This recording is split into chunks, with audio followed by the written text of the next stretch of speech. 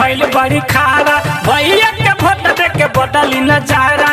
सुनिए भैया घोड़ासहन क्षेत्र से भइल बड़ी खारा, भैया के वोट दे के बदली नजारा। कि जवन रुकल बा विकास आगे बढ़ावे के बा हो, ताला चाबी पर दबावे के बा हो। जिला परिषद में राम बाबू भाई के जितावे के बा हो, किशोरी देवी जी के विजयी बनावे के बा हो, किशोरी देवी जी के विजयी।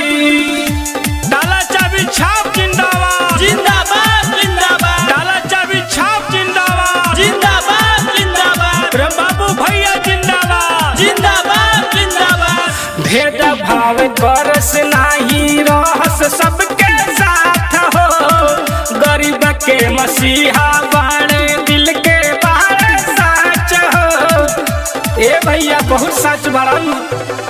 भेदभाव करस नाही रहस सबके साथ हो, गरीब के मसीहा बारे दिल के बारे साच हो।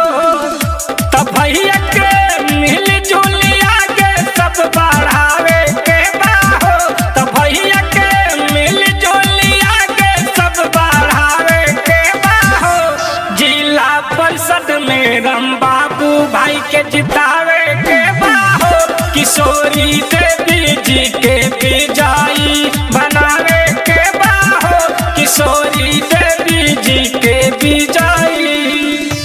डाला चाबी छाप जिंदाबाद जिंदाबाद जिंदाबाद, डाला चाबी छाप जिंदाबाद जिंदाबाद जिंदाबाद, राम बाबू भैया जिंदाबाद जिंदाबाद जिंदाबाद, किशोरी देवी जिंदाबाद जिंदाबाद जिंदाबाद। सोना लाल सत्यम कहे दीजे विकास हो, भैया राम बाबू के फिर से दिए के चांस हो। ए भैया एक चांस दे बाबू। सोना लाल सत्यम कहे दीजे विकास हो, भैया राम बाबू के फिर से दिए के चांस हो।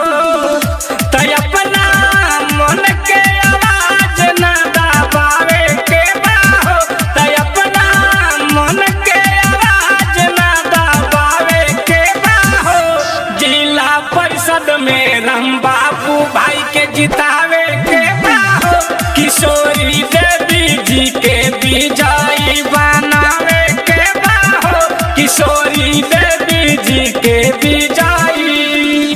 दंगल रिकॉर्डिंग स्टूडियो नौनौरा।